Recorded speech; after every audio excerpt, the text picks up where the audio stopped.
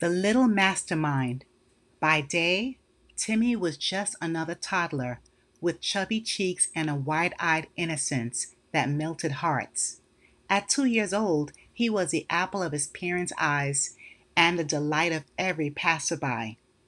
With his tiny hands clutching a stuffed bear and his unsteady, toddling gait, no one could ever suspect that beneath that cherubic facade lay the mind of a seasoned criminal mastermind.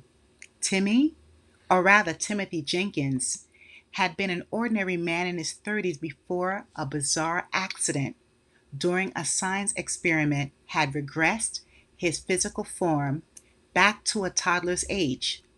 His mind, however, remained sharp, cunning, and very much adult.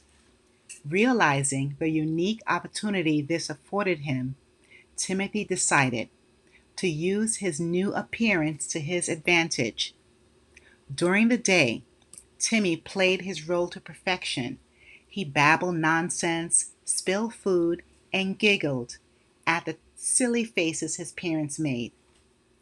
But when night fell and the world assumed he was fast asleep in his crib, Timmy slipped into action.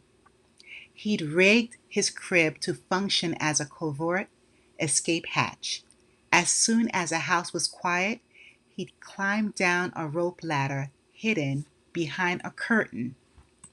Dressed in dark, snug-fitting clothes he'd crafted from baby pajamas, Timmy made his way through the quiet streets to the city's most exclusive department stores and jewelry shops. His small stature and apparent innocence were his greatest assets. Security guards barely glanced at him, assuming he was just a lost child if they saw him at all. Once inside, Timmy went to work, his tiny fingers skillfully disabling alarms and picking locks with the precision of a seasoned thief. He slipped past laser beams, using his small frame to avoid detection, and emptied display cases into a tiny backpack he wore beneath his oversized toddler onesie. Timmy's heists were flawless. The media was baffled by the string of robberies, with no clues left behind except for the occasional small footprint that no one could explain. The police were stumped, unable to comprehend how a thief could evade all of their security measures.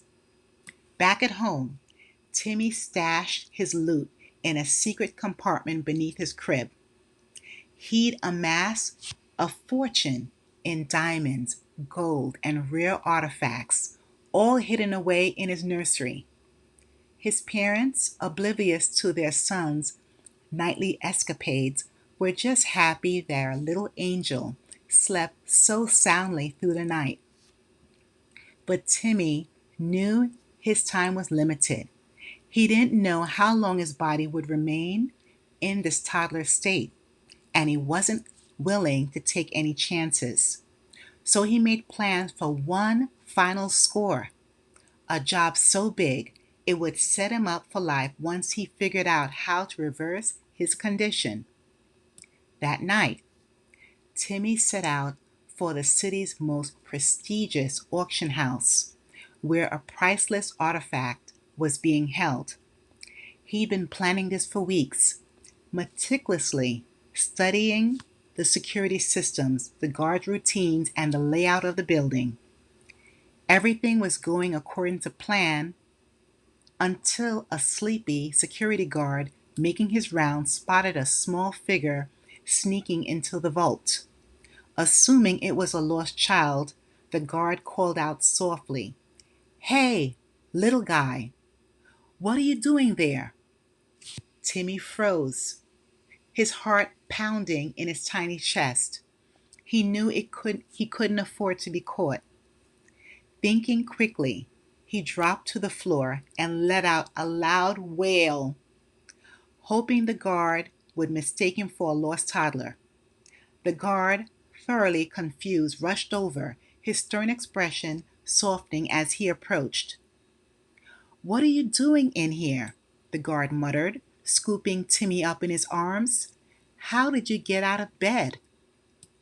Timmy sniffled, making his eyes water, and pointed toward the exit, babbling incoherently.